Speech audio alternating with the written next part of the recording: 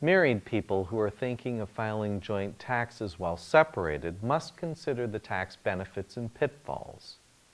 The pros and cons of filing joint taxes while separated are discussed in Chapter 9 of my book.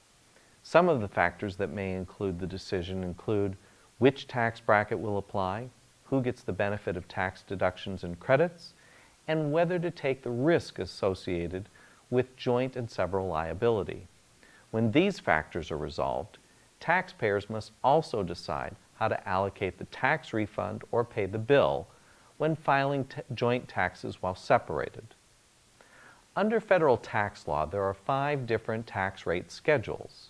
From the least favorable to the most favorable, they are married filing separately, single, head of household, married filing jointly, and qualified widower. Spouses who are filing joint taxes while separated may take advantage of the lowest tax rates, while those who are married filing separately pay the highest rates. Single taxpayers pay low rates, but spouses who are separated do not qualify unless their divorce is final on or before the last day of the tax year. When spouses file joint taxes while separated, they may pool their deductions.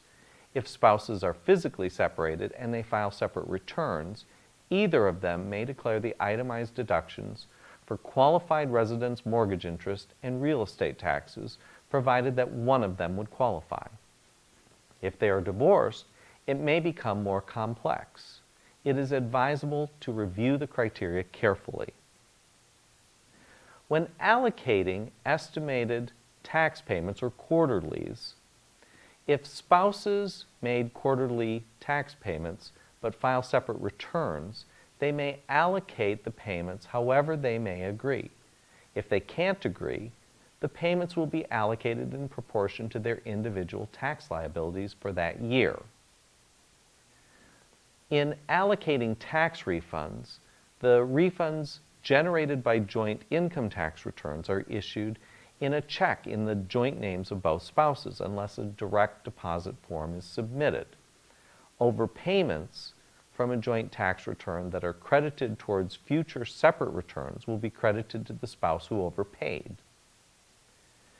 When looking at allocating carry-forwards, which are tax credits, the carry-forwards resulting from capital losses that are reported on joint returns will be allocated to the spouse who incurred the loss if they subsequently file separately.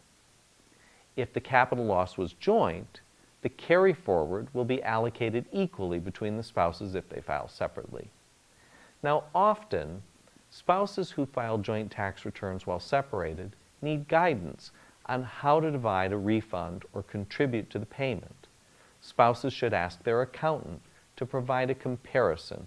Most tax preparation software can produce a comparison without any additional effort or cost. The comparison will show how much refund the spouse would have received or how much tax they would have paid if they had filed separately. If they agree to file joint taxes while separated, they should get as much refund as they would by filing separately and contribute no more than they would have to pay if filing separately. It is also prudent to consider the benefits of a tax indemnification agreement when filing joint taxes. Chapter 9 contains a sample agreement that can help to protect clients when filing joint taxes while separated. For family law help in Western Pennsylvania, call me. I'm Brian Virts, and for more than 25 years, I've represented all kinds of people with complicated child support and tax issues. My law firm is a powerful team of family lawyers dedicated to the law. In Pittsburgh and Western Pennsylvania, call me at 412-471-9000.